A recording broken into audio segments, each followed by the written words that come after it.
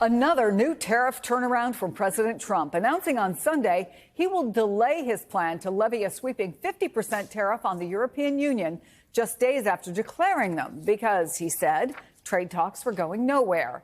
Henrietta Treyz is the managing partner and director of economic policy research at Veda Partners. With me in studio is NBC's business and data correspondent Brian Chung. We are talking, Brian, about the largest trade relationship in the world.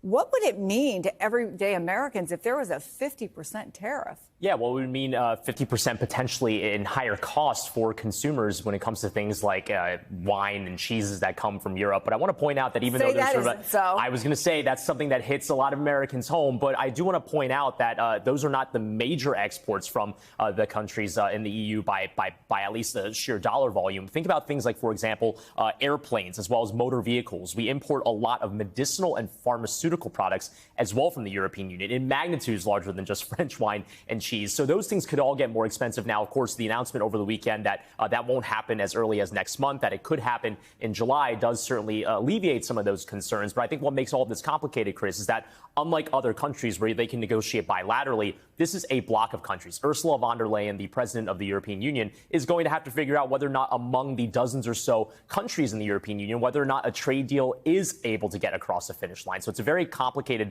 economic relationship, but it's also a very complicated negotiation that's going to happen between the U.S. and the EU. Well, let's talk about that with NBC's Kelly O'Donnell, who's at the White House. Do we even know where these trade talks between the White House and EU stand right now, Kelly? In the specifics, no, we don't. But we know that the president has been speaking out and forceful about his concerns that he wants to see negotiations proceed, and at the same time also having some flexibility, as he likes to describe it, after talking about tariffs, imposing tariffs, ratcheting up the pressure, then being willing to pull back the pressure by delaying that 50% tariff on the EU until July, giving some breathing room for negotiations. And on this holiday, we have not heard from the departments that would be directly handling this, but probably in the days ahead, we will get more insight about how they're going about trying to have negotiations. But the president has made tariffs a central theme of his new administration, and he has long expressed and frequently expressed his frustration with the EU. And Brian laid it out about how you have different countries with different kinds of levels of interaction with the U.S. in terms of commerce. And it is, in fact, complicated. So broad brush strokes from President Trump on his social posts or in his responses to questions or in the ways that he likes to communicate about this are only one level of the conversation. It goes so much deeper and gets so much more complicated. And there's, of course, a lot on the line. And we have learned through this whole process there might be certain levels of tariffs where the pain is broadly dispersed, and then others where it's very acute in certain areas. And those tend to bubble up and get the president's attention and have these sort of conversations like the EU president talking to the president, trying to get some resolution. So I would expect there'd be more of that volatility in the approach as we go forward. Thank you so much, Kelly. So, Henrietta, obviously, not the first time the president has announced a steep tariff on an ally and then walked it back. And by the way, we should say a top EU import for us is pharmaceuticals. And the president, Brian mentioned that, but the president has promised to bring down drug prices, among other things.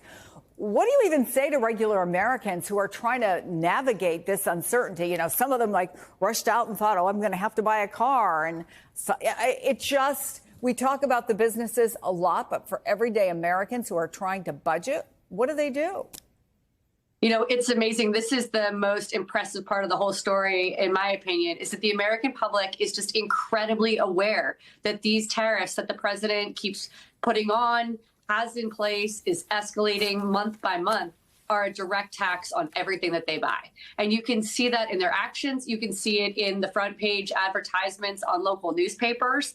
You can see it everywhere you go. And Walmart and other stores are letting their consumers, their shoppers know that prices are on the rise, and it's specifically because of President Trump and his trade policies. So whether that's ibuprofen or a can of beer on this Memorial Day, all that stuff is more expensive expressly because of President Trump's tariffs. And the American public is incredibly aware of that.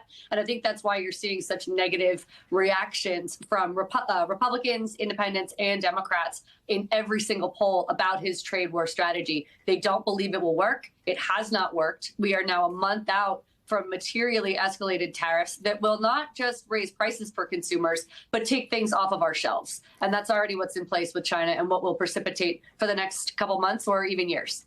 I mean, that's the question, right? A lot of Americans have been bracing for higher prices as companies say, look, we can't absorb the costs anymore, eat them, as the president likes to say. Is there, again, like with anything else, any real sense of when we might be seeing that, feeling it on Americans' personal bottom line?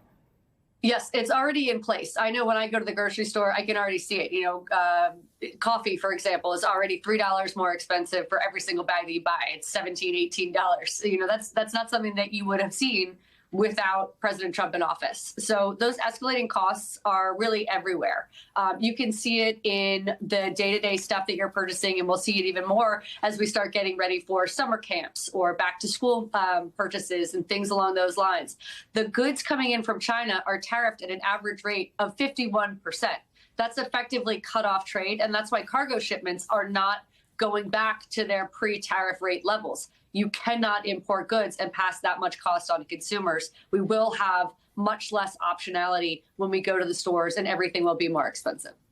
Well, as the New York Times puts it, Henrietta, Trump's decision to escalate the trade wars on Friday, quote, capped off a week that saw Mr. Trump ignore repeated warnings that his agenda could worsen the nation's debt, harm many of his own voters, hurt the finances of low-income families, and contribute far less in growth than the White House contends. That is a sentence that should strike and would strike fear in the heart of almost any political analyst, for sure.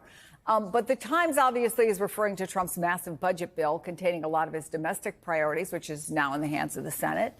Some of them don't like it. But how consequential is this moment for our economy when you consider huge piece of legislation and then Trump's trade war and the back and forth on that? The biggest consequence is that these are compounding components, especially for low-income threshold individuals. So, for example, not only are the tariffs taxes, but the tax bill does not include new tax cuts. Almost $3.8 trillion of a $4 trillion bill is extending the status quo. So there are pieces of tax reduction in here for some small segments of the economy on overtime and tips and things along those lines. But for everyone else, you will be paying $3,200 more for everything that you buy this year. And there is not a commensurate tax cut in this package. Indeed, it is deficit increasing, which is why the bond markets and your stock portfolio are having a problem at the same time. And then to compound it even further, we're cutting Medicaid, food stamps, and the other programs that those low end of the spectrum income brackets rely on. And so while their costs of buying everyday items is increasing, we are also taking away federal aid. And that's going to make what we're expecting in terms of recessionary outlook, reduced or raised unemployment, and overall inflation continue for the remainder of this year. And the tariffs haven't really even fully been baked in yet. There are more tariffs to come on pharmaceuticals, on the EU, and more than 100 other nations, according to his Liberation Day plan.